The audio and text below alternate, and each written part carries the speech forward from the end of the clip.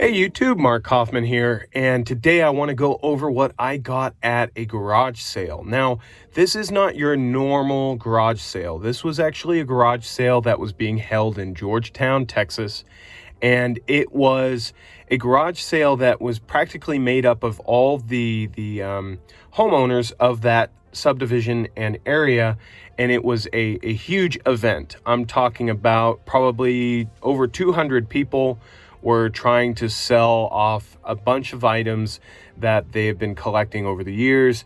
And these are mostly people in their 70s, 80s, and 90s. And these people were all wanting to just sell off stuff, kind of liquidate. And it is held twice a year in Georgetown. So I didn't get any footage of the whole event. I was actually too busy trying to keep my daughter tracked down. She wanted to go and see all the stuffed animals and all the other toys that were being sold.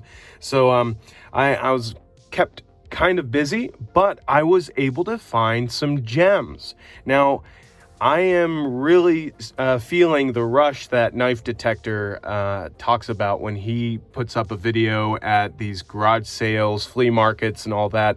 I felt the rush of the hunt, and I know he knows that feeling all too well. But first, a non-knife related item, which I'm sure all of us needed at one point and may have a few of, but I got myself a stapler. This is a staple gun, and I've needed one, and I picked this one up for $3, so not too bad. So $3 was what I paid for that. And here it is. So that's one thing I picked up from the garage sale. So let me put that over. Here. Okay, so let's get to what I actually picked up at the garage sale. So the first one is going to be this little knife. This is actually just an equal end pen knife. I picked this up for $3, and it is just a pen blade, and then you have your main blade, okay? And the only stamping that is actually on this knife is just this one, handmade in Italy, stainless.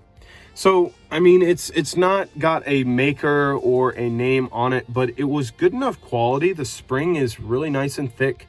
We will quickly compare it to a Victorinox Pocket Pal, and you can see, yes, it's exactly the same size as that one. It's just a standard pen knife. You can see here against a Tinker, it's a pen knife, an equal end pen knife. So it's going to be definitely a knife that is going to be easy to carry, easy to use.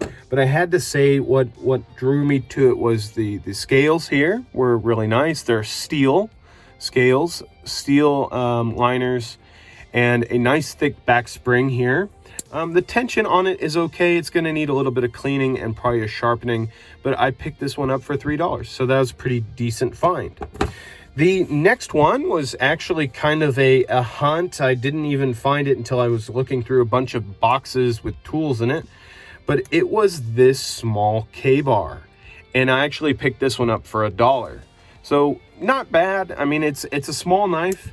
It's got celluloid handle scales, carbon back spring with brass liners. So you can see there the brass liners, celluloid, and nickel silver bolsters there.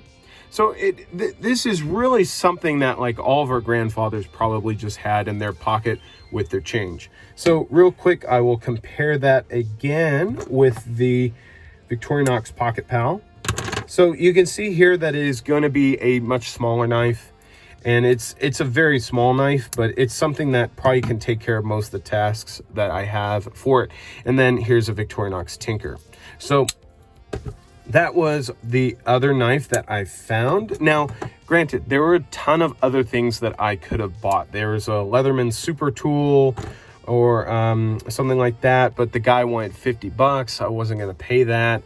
There were a few fixed blades, a few cooking knives, but these really were the only two knives that I actually really was going to spend my money on, and I paid a total of $4 for those. But the piece de resistance of the whole hunt were these two sharpening stones.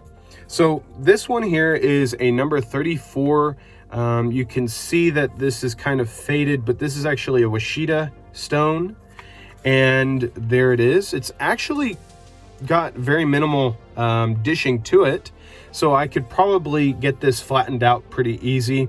It came with two honing oil bottles, and I threw those out. I actually really didn't need those. I don't use honing oil, I use mineral oil. And then I had this hard Arkansas. So this is a hard Arkansas stone. You can see that there is going to be some dishing here, but I can get this flattened out. I may use this, or I may end up selling them, but I picked up both of these for $5. So it was originally going to be 10 for both, but I said, look, there's some dishing. I would prefer just to pay $5 for them. And he said, that's fine, not a problem. You know what? I will give you both of these, and you can take the honing oil as well. So this one actually still has the instructions in it. So if you want to pause that, read it, you can. But these were the kind of highlight. I actually saw these on a shelf, and I was like, I know exactly what those are. They were kind of stacked, kind of like that. And I found those, and I paid $5 for them. So I do use soft to Arkansas stones for my sharpening. I do like the way they treat my knives a little more than like a ceramic stone, but I do interchange sometimes. So those were the finds from the garage sale. The stapler, these two knives, and then these two sharpening stones. Depending on how easy it's going to be getting these to flatten out, I may keep them. But if it becomes a chore, I will probably just throw them up on my eBay and give them to somebody that will use them. So that is it for today. That is the findings that I had at the garage sale in Georgetown, Texas. So till the next video, I will talk to you guys later. Bye-bye.